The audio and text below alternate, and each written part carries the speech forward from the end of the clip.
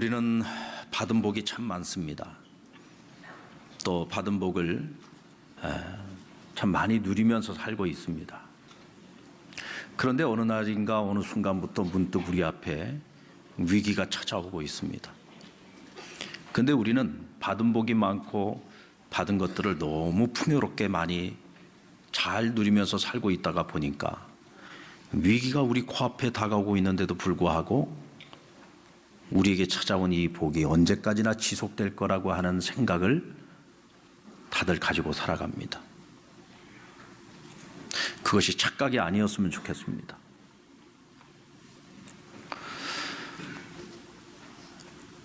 개구리를 미지근한 물에다가 담궈서요, 물을 살살 끓입니다. 그럼 점점 따뜻해지죠. 이것이 나에게 위험이 될 거라는 생각을 못합니다. 미지근하고 따뜻한 물에 익숙해지다 보면 나중에는 물이 팔팔 끓을 때 빠져나올 생각을 못하고 그만 그 뜨거운 물에 데워서 죽고 맙니다. 멸망 직전에 유다 왕국이 그랬습니다. 유다 왕국은 멸망하기 전에 바벨론으로부터 2번의 침공을 받았고요, 심지어는 왕이 포로로 끌려가고 백성들이 포로로 끌려갔습니다. 3번째 침공을 당했는데도 시드기야 왕과 백성들은 적어도 우리는 망하지 않을 거라고 생각을 했습니다. 왜냐하면 우리는 하나님의 백성이니까. 그러나 그들이 하나님을 떠나고 하나님 앞에 패역한 죄를 범하고 우상을 섬겼다는 사실을 그들은 깨닫지 못했습니다. 그래서 하나님 앞에 회개하지도 않았고 자신들의 죄를 인정하지도 않았습니다. 하나님께서 선지자들을 통해서 돌아오라고 그렇게 말씀을 하시는데도 불구하고 그들은 하나님께 돌이킬 생각을 하지 않았습니다. 그러면서도 우리는 하나님께 택함 받은 백성이니까 그래도 하나님은 우리를 망하게 하지는 않을 거야 라는 생각, 헛된 망상에 사로잡혔습니다. 하지만 역사는 그런 생각들이 얼마나 어리석고 미련하고 완고한 생각이었는지를 우리에게 역사를 통해서 말해주고 있죠. 우리는 쓸데없는 망상과 헛된 기대에 매달리면 안 됩니다. 하나님 말씀에 매달려야 됩니다. 아멘. 하나님 말씀에 매달려야 됩니다. 설마 그럴 것이야 라고 하는 생각은 여러분 반드시 우리를 후회하게 만듭니다. 그것이 아니라 진실로 하나님의 말씀, 거짓이 없는 말씀, 시건치 않는 하나님의 말씀, 여기 우리 생명을 걸어야 되고 우리의 운명을 걸어야 됩니다. 우리나라는 다른 어느 나라보다도 하나님이 주신 큰 복을 받은 나라예요. 하나님께서 이 나라에게 영적인 축복만 주신 게 아니에요. 물질의 복도 주셨습니다. 한강의 기적을 통해서 세계가 놀랄 만한 기적을 일으켰죠. 뿐만 아니라 이 대한민국이라는 이 작은 나라는요, 하나님이 주신 복으로 말미암아 세계를 놀라게 할 만한 유례를 찾아볼 수 없는 수없이 많은 기적을 만들어낸 나라입니다. 오늘 그런 나라에서 오늘 이 시대를 우리가 살아가고 있다고 하는 이것이 축복입니다. 하지만 이 복이 영원할 것이다, 영원히 지속될 것이다, 그냥 막연한 이런 기대, 이런 막연한 생각, 이것은 굉장히 위험한 생각입니다. 오늘 우리가 이 복을 잃지 않고 재앙을 피하려면 하나님을 바로 믿어야 됩니다. 하나님을 바로 섬겨야 되고 하나님 앞에서 바로 살아야 합니다. 그러면 하나님께서 우리에게 주신 이 복을 지속적으로 우리 다음 세대까지도 계속 누릴 수 있을 겁니다. 우리가 하나님을 제대로 섬기지 못하고 세상을 사랑하고 세상의 가짜 신들을 만약 우리가 섬기면서 살아간다고 하면 우리에게도 이스라엘에게 내렸던 그 재앙이 똑같이 내릴 수 있습니다. 우리 시대가 지나고 다음 세대가 도래했을 때 그 다음 세대에 끊임없는 재앙이 찾아올 수도 있다는 것입니다. 자, 그렇다면 우리가 어떻게 해야 복을 받은 후에 재앙을 겪게 되는 이 불상사를 피할 수 있을까요? 우리는 먼저 하나님이 거룩하시고 질투하시는 하나님이라는 사실을 기억해야 합니다. 우리 19절 말씀 같이 읽어볼까요? 시작. 여호수아가 백성에게 이르되 너희가 여호와를 능히 섬기지 못할 것은 그는 거룩하신 하나님이시요 질투하는 하나님이시니 너희의 잘못과 죄들을 사하지 아니하실 것입니다. 하나님은 질투하시는 하나님이라고 했습니다. 하나님은 유일하신 창조주이시면서 유일한 구원자이십니다. 신은 오직 하나님 한 분이십니다. 아멘. 다른 어떤 신들이 있는 게 아니에요. 세상의 모든 신들은 다 가짜입니다. 인간이 자기 욕망의 투여로 만들어낸 것입니다.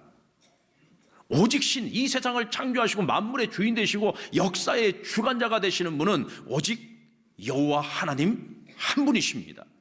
오늘 성경은 우리에게 그것을 분명히 말씀하고 있어요. 하나님은 한 분이십니다. 세상에 있는 다른 모든 신들은 다 가짜입니다. 가짜 신들입니다.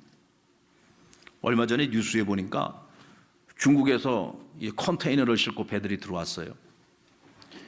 이사를 올 때에도 보니까 이 컨테이너에다가 이삿짐을 싣고 오더라고요. 근데 이삿짐을 싣고 오는 컨테이너인 줄 알았는데 문을 열어보니까 그 안에 밀수품들이 잔뜩 들어있어요. 거기에 명품 짝퉁들이 잔뜩 들어있는 거예요. 이제 그거를 갖다가 발견한 이 세관원들이 그걸 쫙 전부 다 펼쳐놓고 이제 보도를 하는데 그 세관 팀장이 나와서 이렇게 얘기를 하더라고요. 이 적발된 이 짝퉁 명품들의 실제 명품 가격으로 치면은 이게 수백억 상당이다라고 얘기를 하더라고요. 근데 여러분 이게 말이 되는 얘기입니까? 안 되는 얘기입니까? 아니 왜 짝퉁 명품들을 두고서 실제 명품 가격으로 환산을 해가지고 보고를 합니까? 짝퉁은 짝퉁이고 명품은 명품이잖아요. 거기에 아무리 명품하고 비슷하게 생긴 이미테이션 작품들이 거기에 제품들이 거기에 잔뜩 있다고 할지라도 그거는 실제로 명품 몇 개의 가격밖에 되지 않아요. 그런데 실제 명품 가격으로 왜 이걸 환산을 해서 보도를 하느냐 말이죠. 명품하고 짝퉁은 다른 겁니다, 여러분. 진짜고 가짜는 다른 거예요. 아무리 진짜같이 생긴 가짜를 손에다가 차고 있어도 이건 가짜입니다. 어떤 분이 그러시더라고요. 목사님, 제가 차고 나가면은요 다 진짜라고 해요. 뭐 남들이 그래 그걸 진짜로 봐준다고 칩시다. 근데 나는 알잖아 이게 가짜인 거를. 나는 알아요 이게 가짜라는 거를. 남들이 이걸 진짜로 봐주는 게 무슨 소용이 있습니까? 나는 아는데 이게 가짜인 거를. 목사님 제가요 다 걸치고 나가면 남들이 전부 명품인 줄 안다고. 그럼 남들이 명품으로 봐줘도 나는 알잖아 내가 이거 가짜를 입고 있는 걸. 진짜는 진짜고 가짜는 가짜인 거예요. 진짜가 가짜일 수 없고 가짜가 아무리 진짜 같아도 가짜는 가짜인 거죠. 근데 사람들은 가짜 신을 만들어 놓고 이게 진짜라는 거예요. 진짜 신이신 하나님을 가짜라고 얘기를 합니다. 그리고는 진짜를 가짜로 만들고 가짜를 진짜라고 섬기니 하나님이 그것을 보면서 기가 막히지 않겠습니까? 하나님을 모르는 일반 백성들은 그럴 수 있다고 치는데 하나님의 백성인 이스라엘 백성들이 분명히 가나안 사람들 다 내쫓으라고 했잖아요. 여러분 가나안 정복 전쟁 우리가 제대로 이해해야 됩니다. 이스라엘 백성들이 와가지고 가나안 사람들 갖다 가나안 땅에 다 몰아냈습니다. 단지 그냥 가나안 사람들을 내보내는 사건이 아니에요. 이거는 그들이 섬기고 있는 가짜 신을 가나안 땅에서 다 몰아내는 것입니다. 그래서 그 땅에 살고 있는 가나안 사람들을 남겨두지 말라고 한 거예요. 다 내쫓으라고 한 겁니다. 왜요? 그들이 여기 남아있으면 세월이 지나다 보면 언젠가 또다시 가짜들이 판을 칠 것이 뻔하기 때문이죠. 역사를 보면 그대로 되지 않았습니까? 가짜들을 그냥 두니까 진짜들이 가짜가 진짜인 줄 알고 진짜 신인 이스라엘 하나님을 버리고 세상에 바알을 섬기고 아스타로를 섬기고 있는 거예요. 하나님 기가 막힌 거죠. 여러분, 하나님이 질투를 하신다는 것은요, 우상을 숭배하는 나를 질투하는 것이 아니라 우리가 진짜인 줄 알고 믿고 있는 그 가짜들을 하나님이 질투하시는 거예요.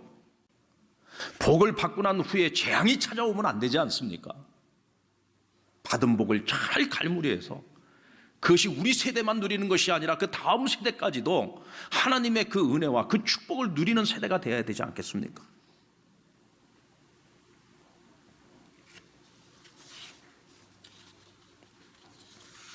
우리는 우리의 단단한 결심을 의지하고 쉽게 맹세하지 말고 언제든지 넘어질 수 있는 우리의 연약함을 인정하고 그것에 대하여 깨어있는 삶을 살아가야 합니다. 그러지 않으면 넘어집니다. 오늘 이스라엘이 한 가지 실수를 하고 있습니다. 너희가 복을 받은 후에라도 너희가 하나님을 버리고 이방의 가짜 신들을 섬기면 너희에게 재앙이 임할 수 있다. 이 말을 딱 듣는 그 순간에요, 그들이 겁을 집어먹었습니다. 뭐야, 우리는 하나님의 백성으로 복만 받을 줄 알았는데 재앙이 올 수도 있어? 그 말씀을 들으면서 깜짝 놀라서 그들이요, 아니요, 우리는 오직 여호와 하나님 한 분만을 섬길 것입니다. 생각할 겨를도 없이 입술을 열어서 절대로 아니라고, 우리에게 절대로 그런 일은 하지 않을 거라고, 우리는 오직 여호와 하나님 한 분만을 섬길 거라고 맹세를 합니다. 그리고 우리 자신이 증거라고까지 고백을 했습니다. 돌을 세워놓고 여호수아는 뭐라고 말했습니까? 너희가 한 이 맹세를 이 돌들이 다 들었다. 오늘 하나님께서 너희에게 말씀하신 이 모든 하나님의 말씀을 이 돌들이 다 들었다. 그들이 증거라는 거예요. 근데 여호수아는요, 19절 말씀해 보면 너희가 여호와를 능히 섬기지 못할 것이다 라고 먼저 전제를 하고 시작을 합니다. 너희는 온전히 하나님을 섬기지 못할 것이다. 능히 하나님을 섬기지 못할 것이다. 왜 이런 말을 하고 있는 걸까요? 여호수아는 익히 이 백성들을 너무 잘 알기 때문에 그래. 출애굽 당시부터 광야 40년을 같이 하면서 또 가나안 정복 전쟁을 치르는 동안 이 백성들이 하나님 앞에 한 맹세를 얼마나 쉽게 갈아엎어 버리는지, 얼마나 자신들의 입으로 한 그 맹세를 쉽게 어기고 거역하는지 수도 없이 봤거든요. 그런데 이들은 또다시 아무 생각 없이 절대로 그럴 리가 없다고. 여러분, 우리 아이들을 보면은 애들이 어렸을 때 뭐 잘못한 게 있어서 엄마가 매를 딱 들면 애들이 어떻게 해요? 엄마 다시는 안 그럴게요. 다시는 안 그럴게요. 이 아이들이 깨달아서 다시는 안 그러겠다는 거예요? 아니면은 그냥 위기를 넘기려고 다시는 안 그러겠다는 거예요? 깨닫고 다시는 안 그러겠다고 했으면 다시는 안 그래야 되는데 돌아서면 또 그 짓을 하고 있어. 그건 뭐예요? 위기만 넘기려고 하는 거예요. 이게 성숙하지 못한 겁니다. 오늘 지금 이스라엘의 모습이 딱 그 모습이란 말이죠. 그렇게 쉽게 잘 넘어지면서 그렇게 맨날 하나님 말씀을 갈아엎어 버리면서 지금 자기 자신들을 보지 못하고 있는 거예요. 그러니까 모세가 그 백성들을 보고 뭐라고 그랬습니까? 너희는 목이 곧은 백성이다. 목이 곧다는 말은 교만하다는 얘기예요. 교만한 백성은요, 자기 자신에 대해서 과대평가를 합니다. 우리가 얼마나 연약한 존재인지를 알지 못하고 자꾸 우리는 할 수 있다고 말한 지 한 세대도 지나지 않아가지고 그 맹세를 다 깨트려 버리고 말았어요. 그 결과는 너무나 뻔한 것 아니겠습니까? 맹세를 할 때는요, 깊이 생각하고 맹세해야 돼요. 그러니까 오늘 내가 내 입술로 토해내고 있는 이 단단한 결단을 의지하고 살면 안 돼요. 우리가 얼마나 연약한 존재인지를 끊임없이 우리 자신에 대해서 주의해야 됩니다. 우리가 지금 가진 복을 자녀들에게 물려주려고 하면 답이 없습니다. 그런데 우리 자녀들이 하나님이 주시는 복을 본인들이 스스로 받아 누릴 수 있도록 만들어주면 돼요. 그것이 무엇입니까? 우리 자녀들이 하나님을 떠나지 않도록 만들어야 돼요. 우리 자녀들이 하나님 앞에서 살아갈 수 있게 만들어야 돼요. 우리가 그랬던 것처럼 하나님 앞에 부르짖게 만들어야 돼요.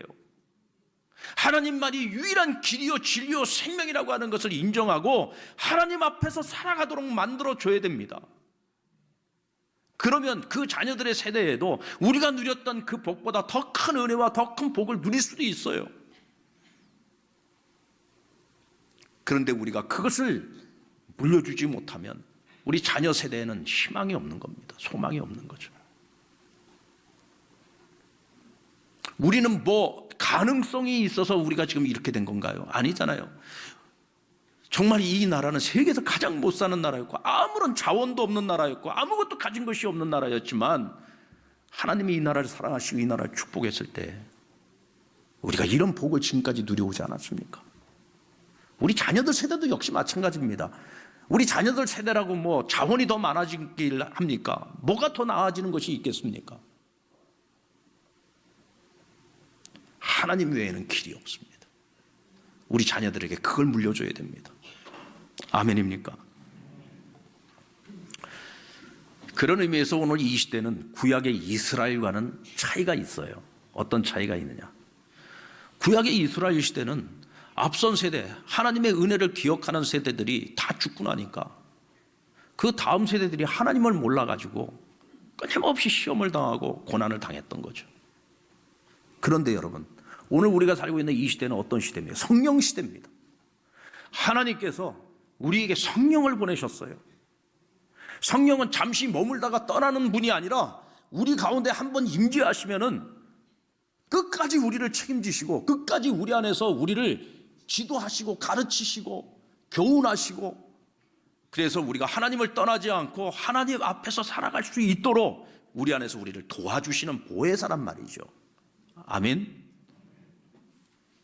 자, 내 안에 성령님께서 임하셔서 오늘날 우리 한국교회의 영적인 부흥을 일으키고 이 나라가 복을 받은 것처럼 우리 다음 세대도 그들이 하나님을 떠나지 않고 하나님 앞에서 살아간다면 똑같은 성령님께서 그들 안에 계셔서 성령님이 그들을 가르치실 것이고 지도할 것이고 그들의 길을 인도하셔서 하나님이 이 부흥의 날들이 멈추지 않고 지속될 수 있도록 성령님께서 그들을 만들어 가실 거라고 저는 믿습니다. 왜 그렇습니까? 성령은 합력하여 선을 이루시는 분이기 때문에 그렇습니다. 그런데 우리 시대에 다른 것이 아니라 영적 부흥이 없으면, 우리 시대에 지금 이 영적 부흥이 없으면 다음 세대 희망 없어요. 다음 세대의 영적 부흥이 지속되려면 오늘 이 시대의 영적 부흥을 반드시 우리가 만들어내야 됩니다. 그런데 그 영적 부흥을 가지고 오실 수 있는 분 성령님밖에 없어요. 그래서 오늘 우리가 성령님을 열심히 찾아야 됩니다. 성령님의 마음에 합당한 삶을 살고자 우리가 애써야 되고, 믿는 자로서 우리가 나라와 민족을 위해서 지금 해야 하는 일들이 있다면 그것을 외면하는 것이 아니라 우리가 지금 해야 하는 겁니다. 그래야 우리가 다음 세대에게 더 나은 나라를 물려줄 수 있습니다.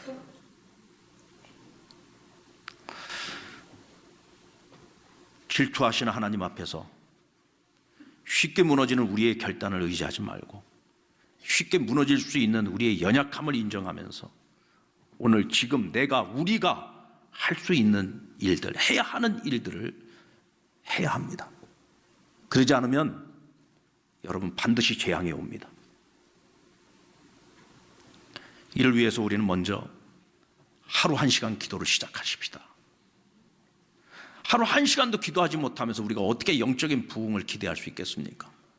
하루 1시간 기도할 때 우리만 기도하지 말고 자녀들과 함께 기도해야 됩니다. 자녀들에게 어떻게 기도해야 되는지를 가르쳐야 됩니다. 자녀들이 어렵고 힘들 때 하나님 앞에 부르짖으면 하나님이 응답하신다는 것을 자신들이 직접 경험하도록 해줘야 됩니다. 이것을 그냥 교훈으로 가르쳐서는 안 됩니다. 아이들이 직접 기도를 할 수 있도록 지도해야 돼요. 기도는 부모의 몫이 아닙니다. 자신의 몫입니다. 어느 때까지는 부모의 기도를 먹는 거지만 어느 때가 되면 스스로가 기도하고 스스로가 하나님과의 관계 속에서 자기 길을 열어가는 거예요. 우리 자녀들과 함께 기도하십시오. 우리는 복음 전하는 일에 생명을 걸어야 됩니다. 여러분 지금 교회를 향해서 세상에 욕을 많이 합니다. 비판을 많이 합니다. 그런데 여러분 그래도 이 나라의 희망은 교회밖에 없습니다. 그래도 이 세상의 희망은 교회밖에 없어요. 이 나라가 하나님이 주시는 복으로 오늘 여기까지 이 복을 누려왔다면 앞으로도 마찬가지잖아요.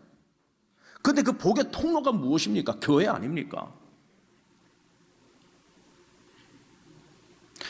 나중에 30년 지나고 50년 지나가지고 이 땅의 교회들마다 성전은 아름답게 지어놨는데 교인들은 다 빠져나가고 교회가 텅텅 빈다고 한번 생각을 해보세요. 지금 현재 유럽의 교회들이 그렇잖아요.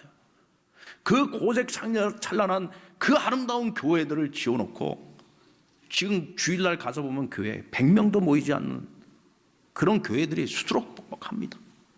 그러니까 교회가 지금은 뭐 댄스장으로 바뀌고 레스토랑으로 바뀌고 박물관으로 바뀌고 유럽에 그런 교회들이 얼마나 많습니까? 그러면서 유럽이 지금 저물어 가잖아요. 우리나라도 역시 마찬가지입니다. 여러분, 교회가 왜 텅텅 빌까요? 믿는 자들이 복음 전하지 않으니까 그렇게 되는 겁니다.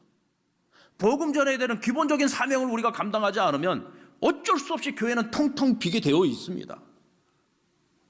교회가 텅텅 비면은 영적인 가뭄이 오겠죠. 영적인 가뭄이 오면 당연히 찾아오는 것이 무엇입니까? 나라의 기근이 오는 겁니다. 망하는 거죠. 오늘 저와 여러분에게 이 나라의 운명이 달려 있는 거예요. 지금 이 시대에 무슨 수적인 부흥을 이야기하느냐는 분들도 있습니다. 그래서 어쩌자는 겁니까? 왜 수적인 부흥이 일어나지 않습니까? 인구가 줄기 때문입니까? 아닙니다. 우리가 복음을 전하지 않기 때문입니다.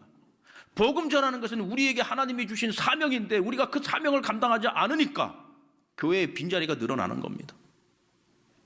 나중에는 텅텅 비게 될 겁니다. 영적인 가뭄은 해결할 방법이 없습니다. 그날이 오기 전에 우리는 지금 할 수 있을 때, 하나님 우리에게 기회를 주셨을 때 복음을 열심히 전해야 됩니다. 복음만이 생명을 살릴 수 있습니다. 복음만이 사람을 살릴 수 있습니다. 더 좋은 나라를 만들기 위해 오늘 우리가 지금 해야 하는 일을 멈추지 말아야 됩니다. 지금 우리가 할 수 있는 일들을 회피하면 안 됩니다. 우리가 할 수 있는 일들을 해야 합니다. 막을 수 있을 때 막아야 되고 건질 수 있을 때 건져내야 됩니다. 너무 깊이 빠져서 이제는 동아줄을 내려도 잡을 수 없는 지경이 돼버리면 그때는 희망이 없기 때문입니다. 사랑하는 여러분, 저는 이 나라, 이 땅의 하나님의 교회, 그리고 우리 믿는 자들 뿐만 아니라 이 나라의 모든 백성들이 복을 누렸습니다. 그런데 복을 받은 후에 재앙이 올까 두렵습니다. 그것을 막고 하나님이 주신 그 복이 지속될 수 있도록 오늘 우리가 해야 할 그 일에 최선을 다할 수 있는 저와 여러분 되기를 주의 이름으로 축원합니다.